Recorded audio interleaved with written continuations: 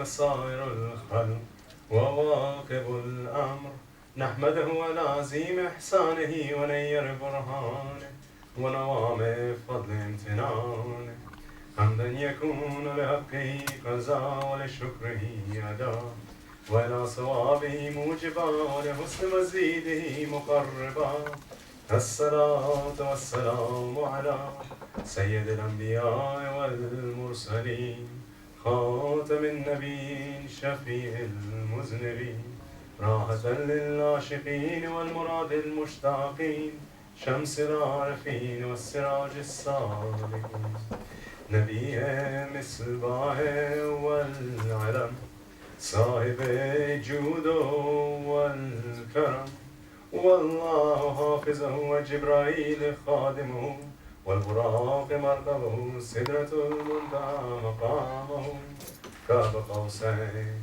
محبوب رب المشرقين والمغربين جد الحسن والحسين مولانا ومولاي الثقلين أبي القاسم محمد اللهم صل على محمد وعلى محمد ثم الصلاة والسلام على جميع أهل بيته الطيبين الطاهرين المعصومين المنتجبين المنتخبين المظلومين الذين أذهب الله عنهم الرجس وطهرهم تطهيرا اللهم صل على محمد وعلى محمد وعجل الفاتحة واللعنة الدائمة على أعدائهم منكر فزائلهم غاصب حقوقهم ومراتبهم ومنزلتهم ومقامهم من يومنا هذا إلى قيام يوم الدين أما بعد فقد قال الله الحكيم في قرآنه الكريم وهو أصدق القائلين قوله الحق بسم الله الرحمن الرحيم فبأي آلاء ربكما تكذبان صدق الله العلي العظيم صلوات اللهم صل على محمد وعلى محمد. We started a little late. Thanks for waiting. So I'm going to zoom straight on. Talking about this new digital age that we're living in. And so far, everything we've mentioned has been quite negative. So far, everything we've been talking about has been quite, doom and gloom. Beware of it, be scared of it, keep an eye out for it, all of this kind of stuff. But I certainly don't believe that we should all throw away our phones. I certainly don't believe that you have to delete all your socials. I certainly don't believe that you have to get rid of everything it is that you have. I don't believe that you have to deactivate every account you've got. For all I've said, I too have Twitter. Don't try to find it, but I do have Twitter as well. For all I've said, I'm on Instagram as well. For all I've said, I use socials. I use tech. I come here with an iPad every day. I can't say that I hate tech and that it's not got anything good to it. I have to recognize the value of what I've got in front of me. And see, here's the thing.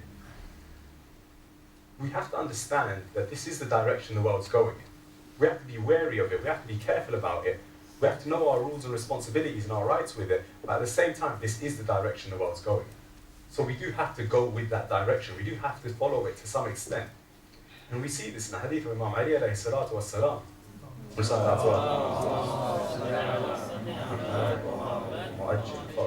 Where the Imam says, and this is an advice that the Imam gives to parents. He says to parents, don't force your customs on your children.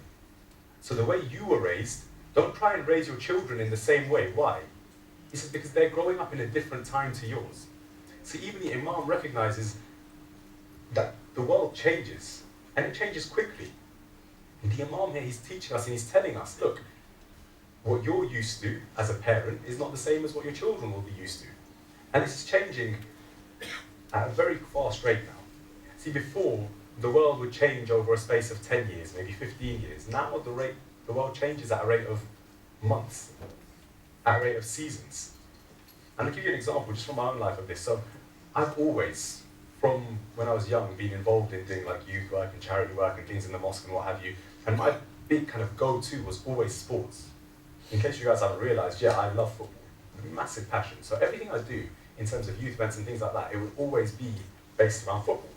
Let's do a tournament, let's do a league, let's do this and that. It would always be based around sport and football. And we would throw a tournament, and for instance, not too long ago, I think it was maybe 3 or 4 months ago, I was doing a fundraiser, for a charity in Africa. And I thought, okay, I need to hit a target. I need to raise some funds. So what should I do? I thought, first thing that always comes to my mind is football. So I thought, let me throw a charity tournament. Charity tournament, didn't have much time, had about 2 weeks to organise it, get everything done. In those 2 weeks, we had so many teams apply that we had to cut some off. We had to say some, sorry, we don't have space for you. In the end, the tournament overran because we had so many people. But those were all guys my age, right? At the same time, I do football coaching. But I've seen over the years that slowly, guys your age, the younger guys, they just don't want to do it anymore. There's nobody there for football coaching anymore. There's nobody there to coach. Nobody wants to come out and play football anymore. The younger guys, the older guys my age, they still love it. That's what we knew. That's what we grew up with. I mentioned it a few days ago. Even if I had nobody to play with, I'd stand outside and kick a ball against the wall. I'd play against myself. That's how much I loved football. And I kind of just assumed that that's how the world would always be. I kind of assumed there will always be a place for football. But then my local mosque, Idara Jafi and Tooting, they approached me and they said, we want you to do football coaching. I said, yeah, 100%, I'll do it. I love it. I used to be a football coach professionally. It was one of the first jobs I ever had. I said, yeah, sure thing, I'll do it. And then first week, we had, I think, 4 kids. Well, that's a bit odd, first week of football, and no one's shown up, fair enough. Maybe, something happened, they were busy. Next week they'll come. Next week, 3 kids. The week after that, 4 kids again. The week after that, 2 kids. At one point, I turned around and thought, where are all the kids? If somebody told me when I was 13, 14, 15, let's go play football, and this is true as well. I used to go all over London to play football. So I live in South London, you catch me in North London, East London, you catch me all over the place just to play football. There's been times where I've come all the way to Slough, which is over an hour away from my house, just to play football. There was never a question of will there be enough people? Because there's always people to play football. That's what I thought. But all of a sudden now, nobody wants to come out and play. And in my head, the moment I realised, I was like, hold on. The world is changing. Nobody wants to play football anymore. Instead, we did a FIFA night. We had loads of people for that. Loads of people for FIFA night. But in my head, I was like, what happens to actual football, getting out there on the grass and playing? But the world's changed, right? And that's what the world does. That's the way the world works. It moves forward. If you don't move forward with it, you'll get left behind. So we can't ignore the fact that we're moving forward into this new digital world, into this new digital age. We have to accept it. We have to embrace it. We have to understand it and then try and move with it. Otherwise, we too will get left behind. Otherwise, we too will get lost in the noise of the digital world. So we have to understand what it is that we're working with. And we have to recognize that there's no escaping from the fact that the world is changing. It will change, no matter what. And then there's the other thing. Everything I've been saying so far, like I said, it's been all quite doom and gloom. It's been very much, we have to be careful of socials and we have to watch out what we do online and, if the world's going in a bad way and all of this kind of stuff. But Islamically, you have to recognize the good and the bad. Islamically, you have to recognize that there are 2 sides to everything we do. There are 2 sides to everything. And that's why I chose the ayah that I chose to recite at the start of this lecture. The ayah of the Quran I chose to recite was one that's repeated many times in Surah Al-Rahman, where Allah Azza wa Jalla says, Bismillah ar-Rahman ar-Rahim. Recite aloud Surah Al-Muhammad wa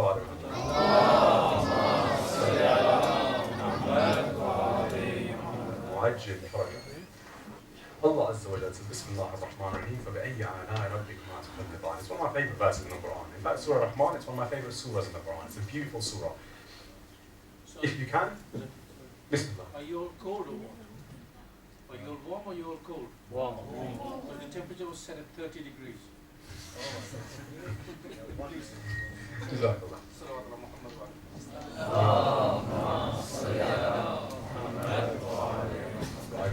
I thought I was just nervous.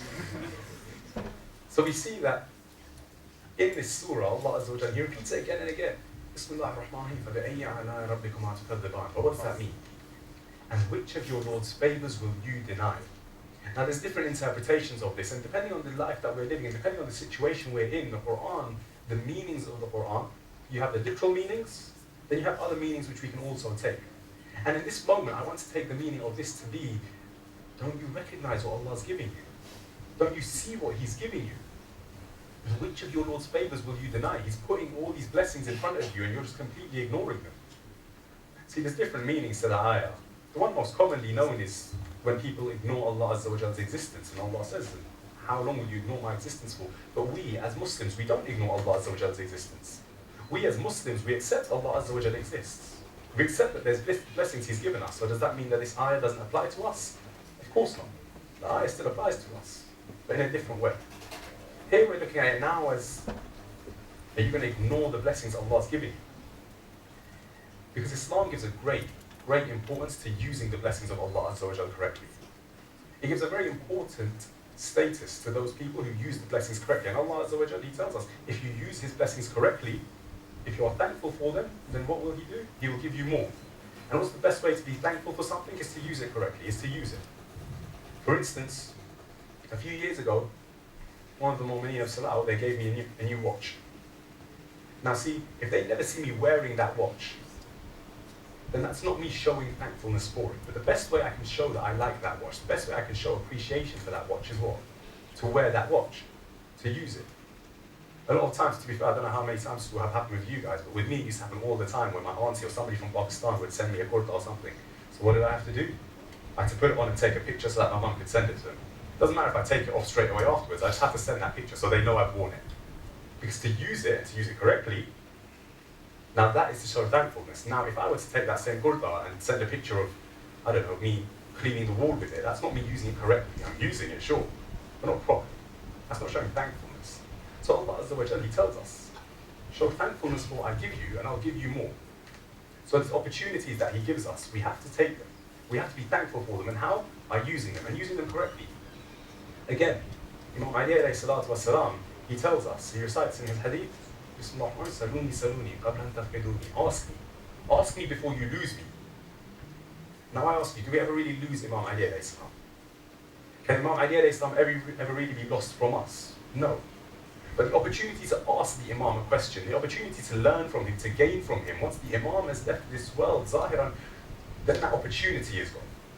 The Imam is reminding us, look, this is an opportunity to learn, this is an opportunity to take from me, so take that opportunity. Islam tells us again and again, we have to take the opportunities it gives us. Islam tells us again and again, the opportunities that we are given are blessings from Allah Azza wa Jal, so we have to use them, and we have to use them correctly. So in the same way, we have to use the blessing and the opportunities that come with your socials and with all the different tech that you have. And with this digital age, everything that comes with it, we have to be able to see the blessings within it as well. Now, of course, there's a balance of risk and reward. We've spoken about the risk over the past few days. That risk is still there. It doesn't mean we ignore all of that just because of the blessings. No. You remain wary of that. You look out for those risks. You look out for what's there. But at the same time, you recognize there's reward. There's goodness there. There's good things to come as well. And it will sound very, very much like I'm going back on all my words, because a lot of the good things that I'm about to talk to you about, a lot of the benefits are also the exact same things that in the past few days I've said are negative aspects. They're the exact same things that we said, this is what you have to be wary of, this is what is dangerous, this is what you have to be scared about, this is what you have to be careful with. And now I'm going to come here and sit here and tell you that, you know, all of those things are actually good as well. It's going to sound like I'm going back on my own words, but we have to remember, Islam is religion of moderation. What does that mean? Islam doesn't like extremes. And there are two extremes on every side. No matter what you're doing, there's always extremes. So Muslim, Islam tells you, if you decide to spend your entire life reading namaz, but you ignore the fact that you have to live, you have to earn, you have to take care of your family, you have to take care of your friends, then Allah Azza wa Jalla, He does not like that excessive ibadah there. But on the other hand, if you decide that I have to live and earn and take care of my family and do all that, and you spend all of your time trying to earn money and do what? But you completely ignore your namaz, Allah Azza wa Jalla, He won't accept that either.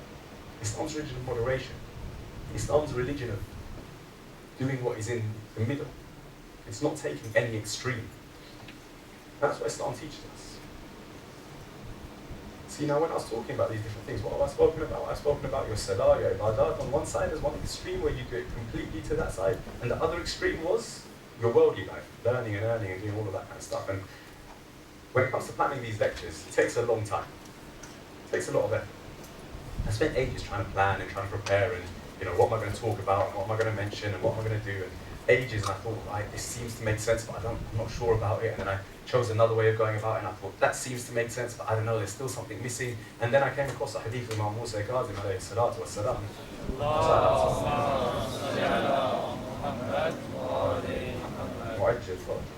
which perfectly encapsulates everything that I'm trying to say in today's lecture.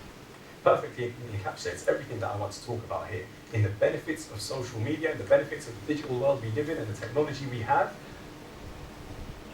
When we're trying to look at how to live our life, Imam Musa Ghazan gives us a beautiful example, and he gives us a beautiful hadith to explain to you how to divide your time, how to spend your time. Recite la salawat ala Muhammad wa ala Muhammad.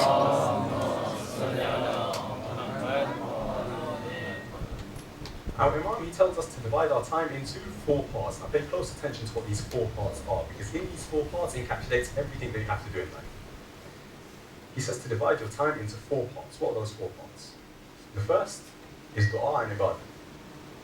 Your dua to Allah Azza wa Jalla and your worship. We're going to look at that in a moment. The second is to earn. You have to go out, you have to earn, you have to live your livelihood. For those of you who are younger right now, to earn is simply to learn. Learn what you have to do so that in the future you're set up and you can earn, so that you can take care of yourself, so that you can earn a good wage. So the first was what? Du'as and ibadah. The second is to earn. The third one is to socialize with your brothers. To socialize with your brothers around you. That's the third thing that Imam Musa Ghazan tells us to split our time into, or to give our time to. And the fourth thing that he mentions is what? To relax and take time for leisure. And he finishes the hadith off by saying, and if you do this fourth one, then you'll be able to do the first 3. So what is he telling us here? Du'as and ibadat, earning a living, socializing, and relaxing. Now Imam here, with that last line of the hadith, where he says, if you do the last one, which was what? To relax, to take time out for your leisure. If you do that, then you'll be able to do the other 3. So here the Imam has divided these into 2 sections. There's the first 3, and then there's the last one. The last one is your way of recuperating your body. The last one is your way of regenerating your energy by relaxing, doing whatever it is you do for leisure, so long as it's halal, of course. And then the first 3, they're functions of your life. They're things that you need to do in order to live a good life. So what does that mean? The first one, du'as and ibadah. The first thing we need to recite out salawat ala Muhammad wa ala Muhammad, and slowly come towards the front and towards this side of the wall.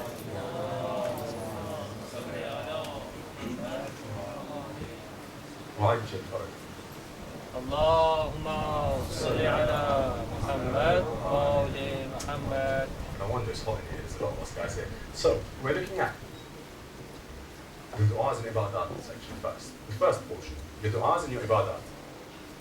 Allah Azza wa Jalla, again and again, He tells us we have to do our ibadat. And our ibadat encompasses a lot of different things. First, I'll speak a little bit about du'as. For instance, tonight is the night of du'a tawassul. Tonight is Tuesday. On Tuesday, it's recommended to recite du'a tawassul. On Thursday night, it's recommended to recite du'a humayd. On Friday, it's du'a nusra. We have different du'as for each day of the week. Now see, you've all learned that from somewhere, right? You all learned that in one way or another. Maybe when you were a kid, you were in a majlis and you heard someone say it there. Maybe you go to the masjid for du'a tawassul on Tuesday and du'a humayd on a Thursday. Maybe you do all that. Or maybe you saw somebody post about it online, because that's very much a possibility as well. Maybe you saw someone post a reminder about it. See, here's a benefit of the digital world. Here's a benefit of social media. The possibility and the accessibility to reminders. There's good things out there. Good reminders, good posts, good accounts to follow and what have you.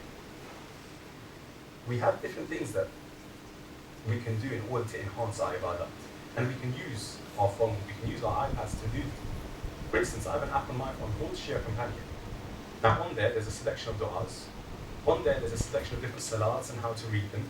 Selections of a'mal for different times of the year. For instance, in Ramadan, in Layali Qadr. For instance, in Sha'ban, 15 Sha'ban. There's all sorts of different information. And now there's an example of technology being used in a really good way. Technology being used to propagate. Technology being used to remind us to do our du'as, to do our ibadat. Another way, all of you are able to sit here and listen to the lecture. But for those of you who aren't able to, we've got a camera over there. That's recording, and tomorrow, inshallah, that'll be uploaded to YouTube. The people who couldn't make it here today can watch it tomorrow on YouTube. And around the world, there's hundreds of thousands of lectures that go live every night. Hundreds of thousands may be an exaggeration, but thousands, I'm sure.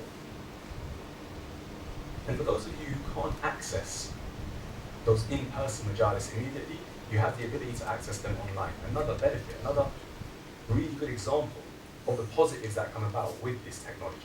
with this new digital age, this digital world. But again, there's a flip side to that.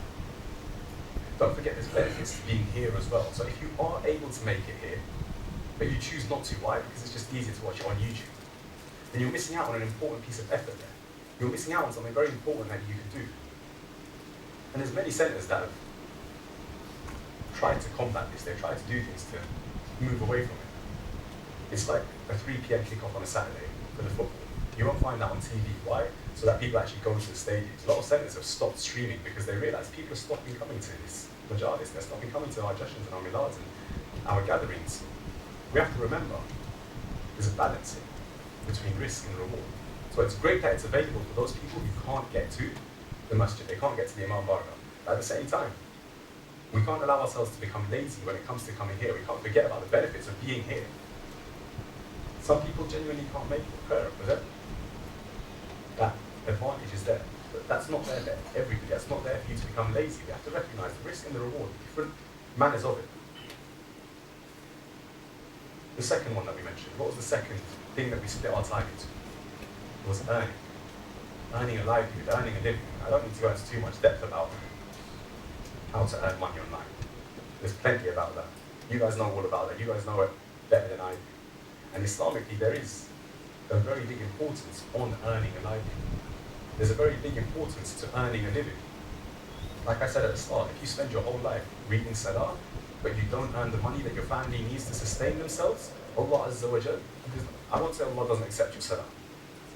But what I will say is that for Allah Azza wa Jal, that was not the optimal ibadah. For Allah Azza wa Jal, that was not the best thing you could have done. If your family are hungry while you're sitting in prayer and not going out to work and refusing to go out to work, I'm not going to give a fatwa here on whether it's acceptable, whether it's haram or anything like that. What I will say is the optimum ibadah in that moment is not for you to stay on the musalla constantly. Islam tells us we have to, and in fact, it was a holy prophet, Rasulullah sallallahu alayhi wa sallam.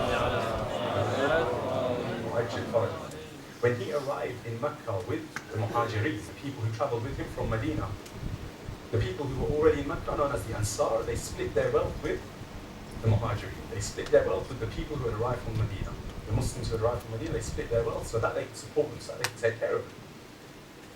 And at the time, a lot of them had land, and there was a lot of land in Medina, or rather the other way around. There was a lot of land in Medina when the Prophet arrived that was unused land. So what did the Prophet do? He sent the people out. He said, look, go earn a living. How? Go and start farming on those lands.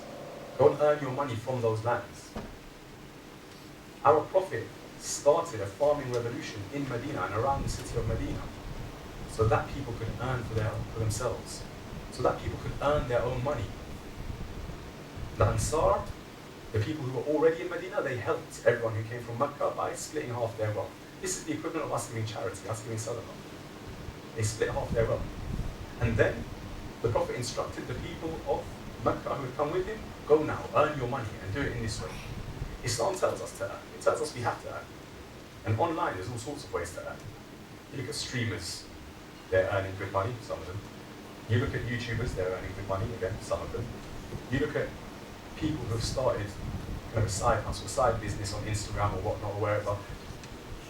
They're earning money one way or another. There's ways to earn money online. And so long as it's halal money, so long as it's halal earning, then this is another benefit of the digital world. It's made it easier for people, more accessible for people to try and earn a living, to try and make money. And we've seen this in COVID. A lot of you guys who are younger might not have seen it as much, but just to prove how much it makes it easier, how much our socials make it easier. If you go on Instagram now, I'm not saying to open Instagram now, but if you were to go on Instagram now, you'll see there's a whole tab there just for shopping. Now, Instagram is not meant to be a shopping app. Instagram isn't Depop. Instagram isn't the ASOS app. It's not Amazon's app. Instagram's there for scrolling, for liking photos, for liking videos and reels and what have you. But there's a whole tab there for shopping because people started doing it so much off of Instagram. There were so many businesses trying to sell through Instagram. So we have the means there. So the second point of earning. This new digital world we live in, it makes it easier for us to try and earn living. It makes it easier for us to try and earn a wage, which again, Islamically, we're told we have to do. The third one, social activities. And this is where it really seems like I'm going back on what I've said over the past few days. We spoke about being social over the last few days. We spoke about being a bit too social. in particular. Today I want to speak about the importance of being social within the right limits, the importance of being social within the right setting, the importance of being social in the right scenarios. The first thing, the Prophet Muhammad sallallahu alayhi wa sallam,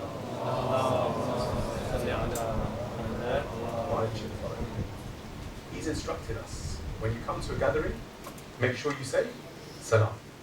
There's a hadith of the Prophet where he says literally that. I'm not going to repeat the hadith because the translation is almost word for word what I just said. It says when you come to a gathering, say salam. Now when you say salam, what is wajib? The response for salam. Wa alaykum salam. That's wajib. Who is it wajib on? If I were to, in fact, let's do it right now. Assalamu alaikum. Now, if none of you had said it, do you guys get gunah or not? Yes. How many of you needed to say it for all of you to not get gunah? Just one of you. This aspect of one person has to do it for everyone around them. What this means is that the Prophet wants us to open our doors to a community. As you enter a room, address them. As you enter a room, speak to the people in the room by saying what salam. And it is wajib upon somebody there, at least one person to respond to you. Why? Because then you build a relationship with that person. Then you are able to have a relationship with that person. This sense of community in Islam is so important. This sense of socializing in Islam is so important. And that's not out of line with our true nature. You might be introverted, you might be extroverted. And for those of you who are younger, you might not know what that means. An introvert is somebody, in the most basic terms, somebody who doesn't like to socialize or meet new people so much. An extrovert is somebody who does like to meet new people and they're quite buoyant, quite out there with being social. And that's a very basic explanation. There's a lot more to it than that. But, you know, on a base level, and considering I started late, so I do want to finish on time as well. See, despite the fact that some people are introverts and some people are extroverts, there's a basic human need and a basic human desire to have a community, to be social in some aspect. Whether that's being social with the people you already know and you're already comfortable with, which is what being an introvert is, or whether that's a desire to go and meet new people and build your social group. It's the reason, again, I'm bringing it back to football, it's the reason why people love their football club so much. It's the reason why I love Arsenal so much, because I know I can go to the Emirates and there will be 55,000 people there, you know, accounting for the away fans. There'll be 55,000 people there, and I'm part of that community. I'm with them. No matter what happens, they've got my back, I've got their back. We're together. It's the reason why football is so popular, because you find your place, you find your place there. You find the place where you belong, and we need that. We're social beings, we're social creatures. We need that. We need a place to belong, a place to fit in. And Islam reinforces this. And the other thing, and this is going back to the kind of risk side, where we have to make sure that our social gatherings are meaningful ones. And a meaningful social gathering is one where you're actually in tune with the people around you. You're not stuck on your phone, you're not stuck on Instagram or whatever it is. In fact, there's a hadith, again, of the Prophet where the Prophet comes and he sits with his companions and he's got a new ring that he's worn. And he sat with them, and then before everyone's about to leave, the Prophet takes off the ring and he apologizes to his companions. He says, this ring, it distracted me. My attention was divided between you, my companions, and this ring. And saying that, he threw the ring away. This is the Prophet reminding us, when you're sat with your friends, put your phone away. When you're sat with people and you've got people around you, you don't need to look at your phones. Enjoy their company. Be with them. Be social around them. That's what you need to do. That is the etiquette of being in a social gathering. But again, we can't ignore the fact that this new digital age, this new digital world, has built a global community. All of a sudden, we are together. We are more social. Whether that's online or offline, you have the accessibility to be more social. You know? I'm not super old, but when I was in like primary school, if I wanted to meet my friends, somebody would have to come and knock on my door and ask my mum if I can come out to play. It wasn't like somebody was texting me saying, I don't know, jump on FIFA, jump on God. It wasn't like someone was texting me saying, come, let's go out, let's go do this. It's so much easier now. Because there was every chance, they're all going to cycle over to my house, knock on my door, and my mum will say no. Or they'll knock on my door and I won't be there. Just that extra effort, that extra thought. Do I have to do that? Will they be there? And for those of you guys who are here who are older, to be fair, I'm not sure there's anybody here older who's not grown up in this country or spent a portion of their childhood in this country. For those of you, if you go and ask your parents or your grandparents maybe, how much more difficult it was in the olden days in Pakistan or in India or wherever it is, just to be social, just to go out with your mates. It wasn't as easy, not nearly as easy as it is now. So this is another benefit, another real big advantage of the digital world that we live in.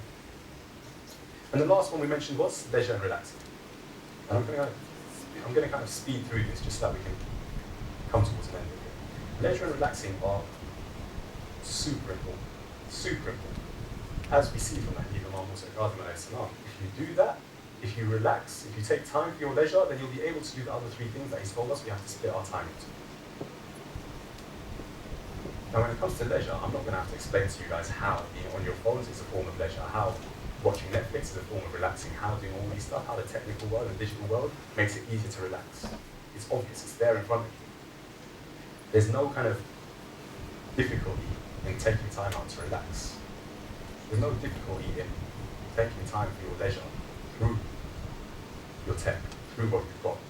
Whether that's pulling out your phone and just scrolling through Instagram for a little while just to clear your mind, whether that's, I don't know, putting on, like calming noises or whatnot, like white noise which people like to sleep to or things like that, whether that's playing FIFA with your mates just to relax or whatever it is, your leisure time, that's important as well. Islam recognizes that. It's not like Islam doesn't want you to have fun. I mentioned it the other day. Islam wants you to be happy. That's what Islam wants from you. يا أيتها النفس المطمئنة ارجعي إلى ربك راضية مرضية. Oh, the content soul. What does content mean? Happy. Oh, the content soul, the happy soul, returns to your Lord who is pleased with you, who is happy with you.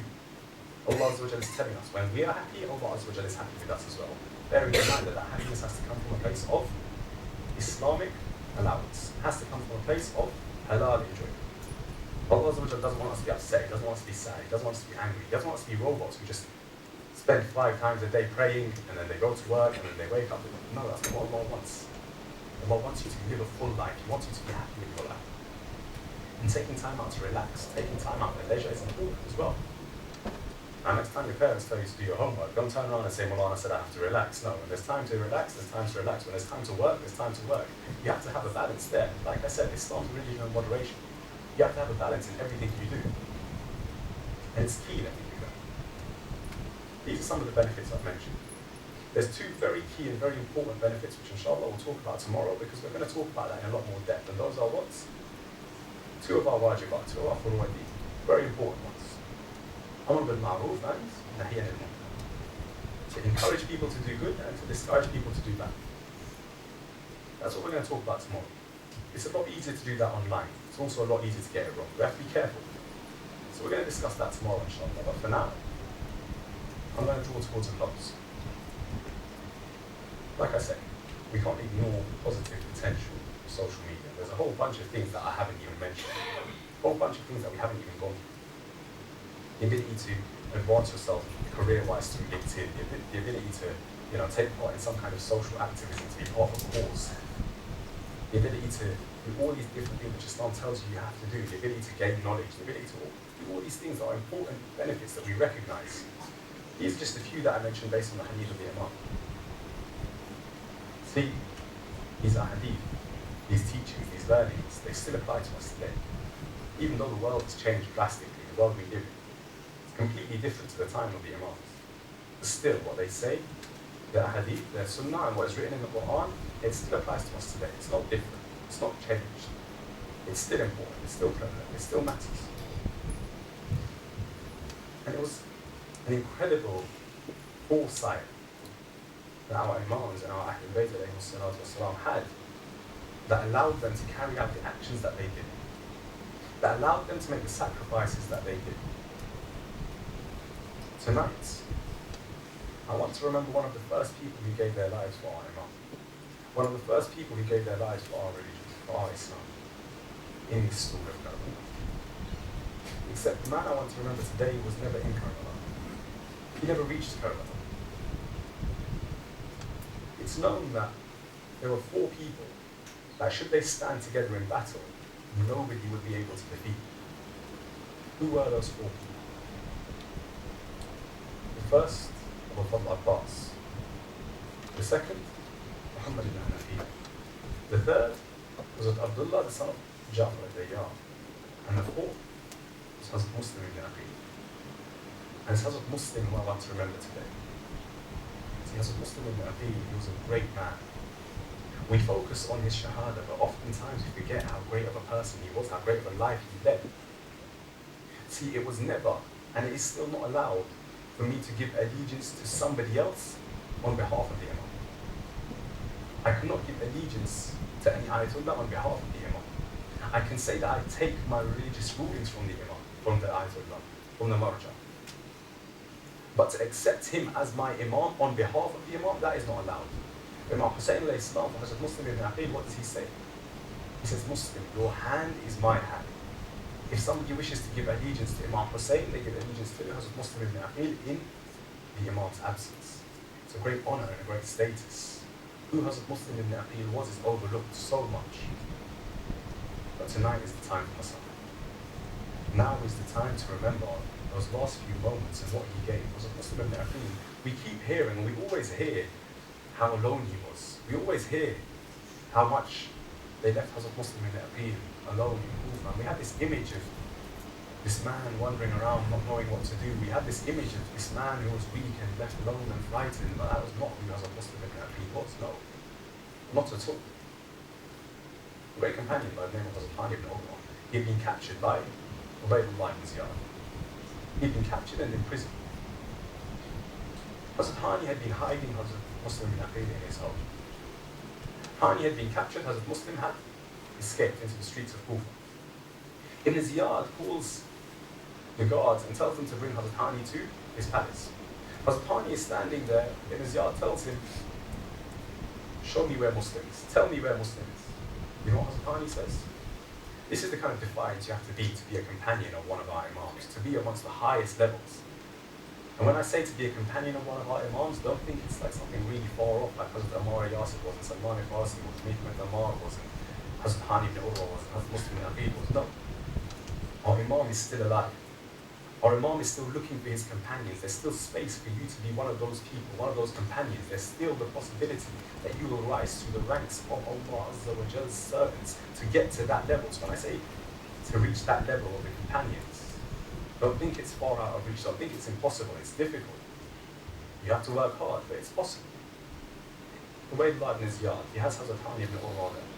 Hazrat Hani ibn Urwa is standing there. He's surrounded by guards. He's in chains. Each and every guard has a sword tied to their belts. Hazrat Hani ibn Urwa knows what kind of danger he is in. Ubaydullah ibn Ziyad, he says what? He says, tell me where Muslim is. Hazrat Hani ibn Urwa replies with what? Even if Muslim was hidden under my feet, I wouldn't move my feet to show you he's there. He's letting Ibn Ziyad know, you can do what you want, but I will not be afraid. So what does Ibn Ziyad do? He takes his rod that was beside him and he strikes Hazrat Hani ibn Urwa. He strikes Hazrat Hani ibn Urwa across the face. Hazrat Hani ibn Urwa's nose breaks and there's a gash in his forehead. In that palace, there were people who believed in our Imam, but they were too afraid of Ubaydullah ibn Ziyad and his army to do anything. Amongst them, somebody came and told Hazrat Muslim ibn Aqil what's happened to Hazrat Hani. When Hazrat Muslim ibn Aqil found out what's happened to Hani ibn Urwa, you know what he did? He gathered an army and he marched towards the palace of Ibn Ziyad. And he didn't march alone. He marched with 18,000 men to the palace of Ibn Ziyad. He almost captured Ibn Ziyad. In fact, he did have Ibn Ziyad captured. He could have ended the story of Ibn Ziyad right there. He could have ended the story of Karbala right there. Allah Azza wa Jal knows best what happened. Allah Azza wa Jal knows best the reasons why he didn't. But understand, was a Muslim Ibn Aqil was not a scared old man. He was not somebody just running through streets. No. But as the people left his side, as the people started to run away, as a Muslim Ibn Aqil did grow alone. Kufa had turned into a strange place. Now, as a Muslim ibn Aqil in his lifetime had lived in Kufa, there was something about the people, something about the atmosphere in Kufa, something about the wind that blew through Kufa that made as a Muslim ibn Aqil forget this land. He looked out at those roads and he thought, I don't recognize this place anymore. This is not the place I once knew as my home. This is not the Kufa that I knew. At this point, as a Muslim ibn Aqil has already written a letter to Imam Hussein to say, Ya Hussein, there are people with me. Remember, he had 18,000 men at one point.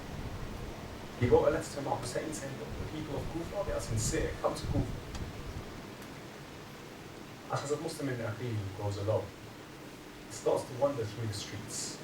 He has his horse with him, he's on the back of his horse, wandering and wandering and wandering. He recites namaz in Masjid Kufa. As he recites namaz in Masjid al-Kufa, he hears the armies are approaching, so he completes his namaz of Maghrib and Isha and he leaves. He leaves and he's wandering through the streets until the time for namaz al-Tahajjud arrives. Namaz al-Tahajjud, the salah we recite before Fajr. He stops at a house and he knocks on the door. Or rather, he doesn't stop at a house. As he's travelling, he realizes my horse is growing tired, I am growing tired. So what does he do? As a Muslim, he dismounts from his horse. He sits down on the road. Imagine who this is. Muslim ibn Aqil. Muslim ibn Aqil who grew up in the family who used to rule Kufa at the time of Imam Ali alayhi salam. Now Muslim ibn Aqil sits on the roads looking around, wondering, as night has fallen, wondering where his help will come from. As Muslim ibn Aqil sits there and a lady, she's sat inside her house, she sees him outside sitting there. She opens her door and she asks him, "What are you doing out here? Do you not know what is happening in Kufa?" As Muslim ibn Aqil, he does not say. Instead, he looks at her and he says, "Could you bring me like a small glass of water, a small bowl of water, so that I can do wudu and then I can recite my salah?" She brings him the bowl of water. He drinks a little bit and he does wudu as well. Now, as Muslim ibn Aqil sits there and the woman says to him, "Look, I gave you water and I'll go home." As Muslim ibn Aqil doesn't say anything. She says, "Again, I've given you water, go back to your home. It's not safe out there, it's dangerous in the streets of Kufa." She says a third time, this time was Muslim ibn Aqil. He was facing the ground the whole time. His eyes were lowered the whole time. His head was dropped. He looks up slowly and he says to her, "So where should I go if I have nowhere to go? Where should I go if I have no home left?" As Muslim ibn Aqil, he tells this woman who he is. He says, "My name is Muslim. I come from Medina." The woman says, "You come from Medina?" He says, "Yes." She says, "Are you the very same Muslim who they are in the streets looking for?" He says, "Yes." She says, "Come into my house, I will protect you." As a Muslim ibn Aqil says, "Look, I don't want protection, just give me a place to pray my Fajr Salah when the time comes." As a Muslim ibn Aqil, he prays his Fajr Salah, he lies down in the room where he is. While he lies down, as a Muslim ibn Aqil begins to fall asleep. In his sleep, who does he see? None other than Amir al-Mu'mineen Ali ibn Abi Talib, Imam Ali alayhi salam. He says to Muslim ibn Aqil, "My Muslim, Muslim, the time has come, I have come to collect you. The time is very near, Muslim." At this point, as Muslim ibn Aqil, he wakes up from outside. He can hear hooves approaching. He can hear men shouting in the streets. He understands what is happening. As Muslim ibn Aqil, he walks out of the room he is in. He says to the woman, "Look, now I have to leave." That woman by the name of Tawa, she says, "You cannot leave." Hazrat Muslim, she's a believer of Hazrat Muslim. She says, "If you leave, they will kill you." Hazrat Muslim ibn Aqil, he looks at this woman, he says, "If I stay here, they will destroy your house. But I must ask Hazrat Muslim, what happened in Karbala? Hussein left the tents and still those tents ended up on fire." Hazrat Muslim ibn Aqil, he stands, he bids farewell to the lady, he stands at the door. As he steps outside, the armies of Ibn Ziyad, they start to approach and they start to attack. But how? This is Muslim ibn Aqil. I told you what a great warrior he was. So what do? An army of 300 stands around him. They begin throwing fire towards him, burning bales of hay, burning straw they throw at him. And what happens as Muslim ibn Aqil? He rides out into the army of 300. He starts to attack the army one by one. They come forward to attack Muslim ibn Aqil, but they cannot take him down. They cannot attack him enough to hurt him. They send for another army and another army. When the fourth army is sent, Ubaydullah ibn Ziyad, he says, "What is happening? I've sent you to capture one man. You've asked for 4 armies of 300 now." But what happens? What is the response? "You didn't send me to capture a grocer of Kufa. You didn't send me to capture a shoe shiner of Kufa." This is Muslim ibn Aqil. He's learned from Haydar and Jafar Tayyar how to fight. He is not easy to capture, so what do? They approach Muslim one by one and they cannot defeat him. Now they start approaching in waves. As Muslim ibn Aqil stands there as a whole wave of soldiers comes towards him. They start attacking him from each side. At one point, a man strikes Muslim ibn Aqil from behind on the back of the head. He begins to fall from his horse. As he falls from his horse, Muslim ibn Aqil, he's captured. The chains are thrown over him. Now they take him up to the palace. There are a few similarities, very key similarities between the death of Hazrat Muslim ibn Aqil and the death of Syed al-Shuhada. Hazrat Muslim ibn Aqil was far away from his home and he was alone. He arrived in Kufa with his sons, but when he died, he had no one. Hussein ibn Ali arrived in Karbala with his sons, but when he died, there was nobody left. The second thing, Hazrat Muslim ibn Aqil, he's asked, "Do you have any final requests? Do you have any final wishes?" He says, "Yes, I do. The first thing, can you bring me some water? Muslim is very thirsty." Hazrat Muslim ibn Aqil died thirsty, so did my Mawla Hussein. But what I will say is this. When Muslim ibn Aqil left this world, I know my Mawla took him to the pool of Kawthar and gave him water. But when Hussein ibn Ali left this world, Imam Ali alayhi salam stands there in heaven. Sayyida Zahra stands there, Rasulullah stands there. It is narrated in Sham al-Ghariba, when water arrived at the hands of Imam Sayyid al-Sajjad, he brings it to his auntie Zainab. He says to Sayyida Zainab, my auntie Zainab, drink some water. Zainab says, no, my Hussein died thirsty, I will not drink water. Again the Imam says, no, my auntie, I want you to drink water. Again Zainab says, forgive me, Sajjad, but my Hussein died thirsty, I cannot drink. He keeps insisting till the point where Sayyida Zainab asks, tell me, why do you insist so much that I drink water? I am telling you, my Hussein died thirsty, I don't want to drink water right now. Sayyida Sajjad says to Sayyida Zainab, look up towards the heavens. Look what I am showing you. Sayyida Sajjad shows Bibi Zainab the picture of the heavens. Rasulullah stands there telling Imam Hussein to drink. Imam Hussein says no. Then Imam Ali asks Imam Hussein to drink from Kawthar. Imam Hussein says no. Sayyida Zahra herself says to Imam Hussein, Hussein, take a drink of water. What does Hussein say? Until my Zainab has had something to drink, Hussein ibn Ali will not take a sip of water. This was the thirst of Abu Abdullah. But Muslim too died thirsty. Do you know why? He asked for water. When Muslim asked for water, water was brought to him, but he had been attacked from every side. His lips were bleeding. As he went to take a drink of water, blood dropped into the water. The water became contaminated, so what did Hazrat Muslim do? He moved the water to the side, he couldn't drink it. Water was brought again, he tried to drink it, blood contaminated it again, 3 times, until Hazrat Muslim turns around and he says, I don't know what it is, but my heart tells me my Lord wanted me to die thirsty. This is the second similarity of the death of Hazrat Muslim ibn Aqil and Sayyid al-Shuhada. The third similarity is when both of these personalities left this world. Their loved ones were there watching them. What's happened? Imam Hazrat Muslim ibn Aqil, when they said to him, is there anything you want? First he asked for water. The second thing he said is, when I came to Kufa, my 2 sons were with me. When I arrived in Kufa, I brought my 2 sons, Muhammad and Ibrahim. I do not know where they are lost somewhere in this city.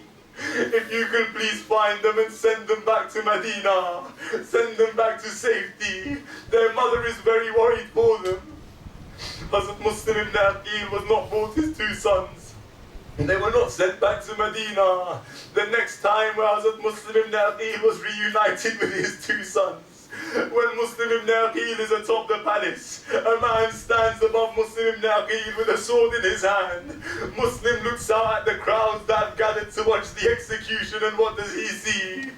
Amongst that crowd are 2 small boys, looking up at their father for the last time. As Muslim ibn Aqil's neck is struck by the sword, imagine what goes through those 2 young children. Their mother is somewhere in the deserts. Their father has now been executed in front of them. The third similarity is that their loved ones were watching here in Karbala as Shimr draws his sword. Sayyida Zahra watches on. Sayyida Zainab watches on. Both of their loved ones watched as they were slaughtered. The final similarity is that after the death of my Imam and after the death of Muslim ibn Aqil, both of their bodies were trampled, but in 2 very different ways. Abu Abdullah's body had the horses running over him. Muslim ibn Aqil's body, they had his legs tied to the back of the horses. The horses ran through the streets of Kufa. They trampled the body of Muslim as they ran around. There is just one key difference in the death of Imam Hussein and the death of Muslim ibn Aqil. What was that difference? There comes a point in the journey of Imam Hussein alayhi salam through the deserts. He calls Abu